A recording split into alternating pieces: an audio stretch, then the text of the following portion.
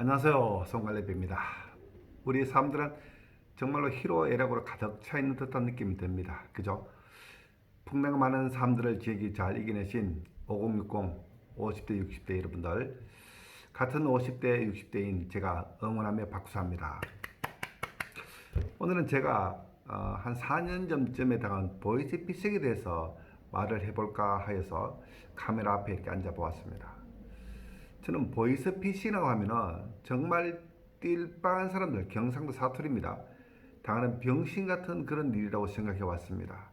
아주 시골에 노인분들이나 노인들을 비하하는 것은 아닙니다만은 정말 정신없는 사람들이 당하는 그런 일이지 않겠느냐 생각해 왔습니다만은 내가 당한 걸 보면은 나는 병신 같고 띨빵하고 정말 정신없는 그런 사람 같습니다. 그죠? 혀 밑에 독을 숨기고 부드럽게 돌리는 그 혀놀림에 마치 블랙홀에 빨려드는 것처럼 그런 느낌을 받았습니다. 내 의지와는 무관하게 마치 무엇에 신 듯한 그런 느낌으로 그 젊은 남자의 혀놀림에 뒤를 시키는 대로 막 따라갔으니까 말입니다.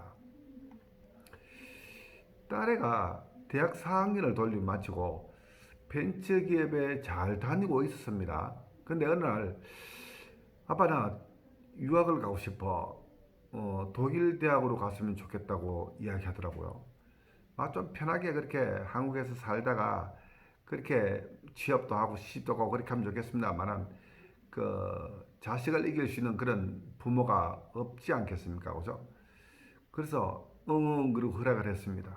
근데 그 독일에는 보정제도 같은 것이 있는데 슈퍼컨트라고 얘기하더라고요. 그걸 넣어야만이 유학 비자가 나온다고 이야기하더라고요. 8천 한 6, 700 유로 정도 돼서 우리도 한 1,000만 원 좀 남짓 좀 되겠더라고요.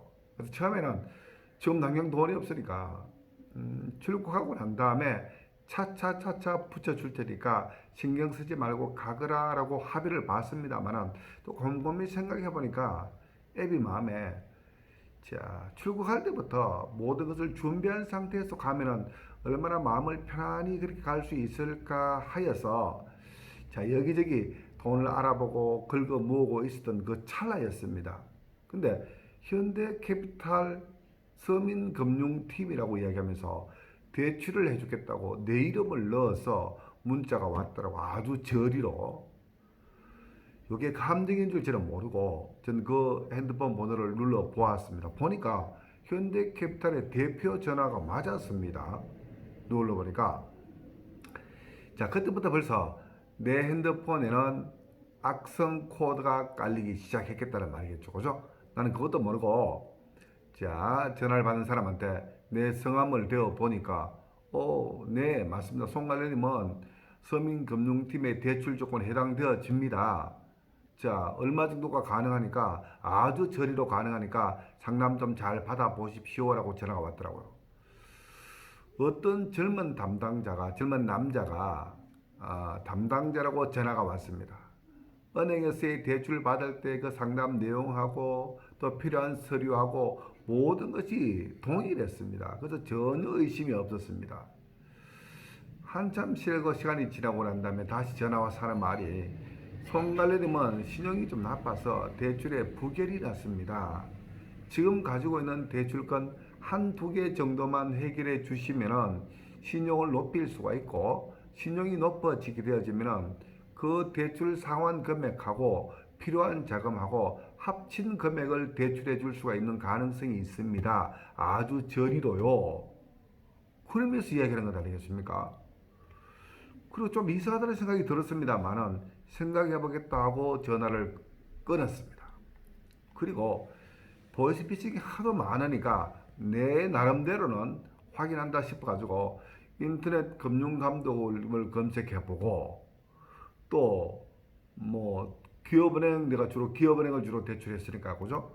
기업은행도 이렇게 해보고 해보니까 다 가능하다 이거예요. 그래서 내가 다시 그 사람하고 이렇게 통화를 했습니다. 그 사람이 말하기를 자 이것은 알다시피 정상적인 루트가 아니고 어떤 변칙적인 루트이기 때문에 이거는 바로 은행에 입금하면 안 됩니다. 우리 누구누구 금융감독의 무슨 팀장에게 넣어줘야 됩니다. 라고 이야기하더라고요. 선뜻 생각이 잘 동의할 수가 없어가지고 또 끊었습니다. 또 금융감독원을 인터넷에 이렇게 검색을 해서 전화를 걸었습니다. 전화를 걸어서 이러이러한 사람이 있습니까? 예, 있습니다. 좀 바꿔주십시오. 바꿔주더라고요. 그래서 정말 그게 근무하고 있는 거 맞느냐고. 아, 금융감독원으로 이렇게 지금 전화를 걷지 않았냐고. 이렇게 이야기하면서 전화하더라고요. 그래서 하는 소리가 아까처럼 이거는 정상적인 루트가 아니니까 내 계좌로 넣어주면은 내가 힘을 써서 내가 해결해 줄 테니까 염려하지 말라고 아주 당당한 그런 말투로 말하더라고요. 여기서 의심을 해야 돼요. 개인 계좌라고 이야기할 때 의심을 해야 되는데 그 당당함에 기가 눌려가지고 알았습니다. 그리고 확신이 들었습니다. 톡을 가지고 있는 뱀의 그 혀에 말입니다. 그래서 이제 시작되어집니다. 딸과 나의 뭡니까 주택 부금 있지 않습니까? 그것도 대출 받고 현금 서비스도 받고 이렇게 난리를 쳐서 1,000만 원 정도를 만들어서 기업은행에 대출이 있는 것을 상환을 했습니다. 상환한 게 아니고 그 사람 그죠? 계좌로 입금을 했습니다. 좀 찜찜한 그런 마음이 들었습니다만은 그 당당함이 워낙 당당해서 일단 믿는 걸로 하고 시간을 좀 기다리고 있었습니다. 조금 있다 기업은행에서 어떻게 알았는지 전화가 왔습니다. 이거 100% 보이스피싱이니까 지금 빨리 계좌 동결하십시오라고 이야기하더라고요. 처음에는 내 아는 사람하고 거래를 했는 것이니까 은행에서는 신경 쓰지 말고 기다려 주십시오라고 말했습니다. 또 조금 있으니까 또 전화가 왔습니다. 이번엔 내가 막 화가 나더라고. 보이스피싱입니다. 100%입니다. 내 말 들으십시오 사장님. 다른 말 들으면 안 됩니다. 라고 막 이야기하더라고요. 저도 막 짜증을 내면서 아니 왜 그러십니까? 은행이 내 개인 노트 거래하지 않습니까? 그러면서 화를 막 냈다. 내가 책임진다니까요. 막 그랬습니다. 그리고 전화를 걸었습니다. 역시 찜찜했습니다. 그래서 확인하려고 그 금융감독원 그 사람에게 전화를 했습니다. 전화 받지 않았습니다. 와, 제가 악성 코드는 내 폰에서 전화를 걸면은 무조건 자기들이 세팅해준 자기 번호로 자기 사무실로 전화가 오게 되어 있었던 것입니다. 현대캐피탈에 전화를 했을 때도 자기들이 받았고 금융감독위원회에 전화를 걸었을 때도 자기들이 받았고 기업은행에 전화를 했을 때도 자기들이 받았습니다. 상환했냐고 물어보니까 상환되었다고 이야기하더라고요. 자기들이 받았어. 그죠? 그래서 조금 시간을 두고 생각하다가 일반 전화로 금융감독원에 전화를 해보니까 그런 사람 없다고 합니다. 기업은행에 전화를 걸어보니까 그런 사람 없다고 그랬습니다. 다시 우리가 나를 보이스피싱한 그 사람에게 전화를 걸어보니까 전화는 계속 받지 않았습니다. 아주 떡다운돼 가지고 기업은행에 전화해서 계좌 통계를 좀 해달라고 아주 기어 들어가는 소리로 내 말을 듣지 왜 그랬냐고 왜 그러셨냐고 왜 그렇게 당했냐고 왜 그렇게 어리석냐고 막 화를 내더라고요. 그러면서 벌써 늦었을지 모릅니다만은 일단 한번 해봅시다. 그리고 빨리 관할 경찰서로 가셔가지고 사이버금융팀에 가셔가지고 이거 신고하십시오라고 얘기하더라고요. 벌써 시간이 6시 밤 저녁이 되었으니까 다음날 아침에 분당 경찰서로 갔습니다. 들어가니까 또 오네 또 오시네 그러시더라고요. 그래서 내가 경찰관님 내가 많이 바보 같은 짓을 했죠. 그러니까 혀를 끌끌 차면서 아닙니다. 경찰도 오고요. 다음에 검사도 오고요. 변호사도 옵니다. 얼마나 많은지 모르겠습니다.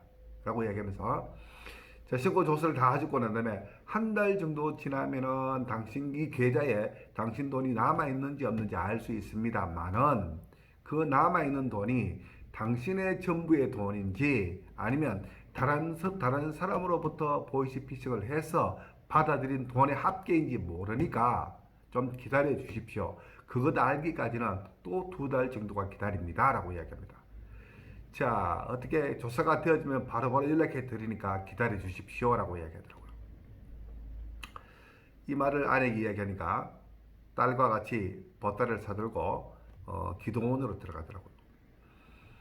눈물 납니다. 돈이 아까워서가 아니고 나를 막지 못했는 게 원망스럽고 또 그렇게 현혹된 것이 원망스러워 가지고 기도원으로 갔다고 이야기하더라고요. 한 달이 지났습니다. 일단 돈은 살아있다고 분당 경찰서에서 연락이 왔습니다. 그리고 2달이 더 지나야만이 이거 당신 돈인지 알 수 있다고 알죠. 또 2달을 기다렸습니다. 당신 돈 맞습니다. 아마 입금되었을 겁니다. 100% 돌려받았습니다. 6가정이 모이는 모임이 있습니다. 이 말을 하니까 그 중에서 2가정이 우리도 당했다라고 말을 했습니다. 뭐 긴 이야기를 하지 않겠습니다. 보이스피싱을 안 당해야 합니다만은 연약함 때문에 우리가 당했으면 빠른 행동이 필요하겠습니다.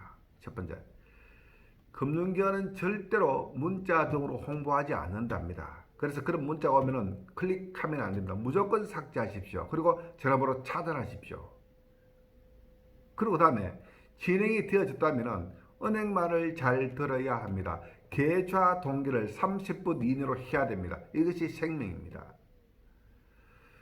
그렇음에도 불구하고 당했으면 환불 가능성을 가지고 바로 관할 경찰서 사이버 수대로 가셔야 합니다. 부끄러워하면 안 됩니다. 막 오픈해야 됩니다. 다음 4번째, 기다리는 수밖에 없습니다. 다행히도 환불하면 됩니다만은 대부분의 사건들은 환불을 받지 못하고 당합니다. 그러니까 여러분들은 절대로 이런 것에 유혹되면 안 되겠습니다. 어떤 기분상으로 아버지의 마음으로 무엇의 마음으로 접근하면 안 됩니다. 이상입니다만은 벌써 지난 일이고 환불을 받았으니 이렇게 떠들 수 있겠습니다만은 그 당시는 정말로 제가 자괴감이 들고 막 정신병 걸릴 정도로 답답했습니다. 돈 1,000만 원 때문에 아니고요. 그렇죠? 자, 이러한 사건들도 우리 5060 세대에서나 있을 법한 이야기지 않습니까? 이것까지 우리가 안고 갑시다. 우리 아름다운 이야기로 바꾸어 가자고요. 이상입니다. 감사합니다.